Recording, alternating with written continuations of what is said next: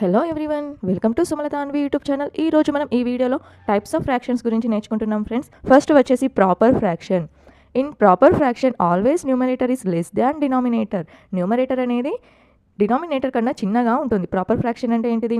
Numerator అనేది చిన్నగా ఉండాలి, డినామినేటర్ అనేది పెద్దగా ఉండాలి. ఎగ్జాంపుల్స్ చూడండి ఫ్రెండ్స్, 2/7, 3/5, 1/2, 2/3, 7/11. ఈ ఎగ్జాంపుల్స్లో న్యూమరేటర్ అనేది స్మాల్ ఉంది, డినామినేటర్ అనేవి బిగ్ ఉంది. ఇలాంటి ఫ్రాక్షన్స్ని మనం ప్రాపర్ ఫ్రాక్షన్ అంటాం. నెక్స్ట్ వచ్చేసి improper fraction. In improper fractions denominator is less than numerator. అంటే ఇక్కడ డినామినేటర్ అనేది చిన్నగా ఉంటుంది, న్యూమరేటర్ అనేది బిగ్గా ఉంటుంది. 3/2, 5/2, 5/3, 7/2.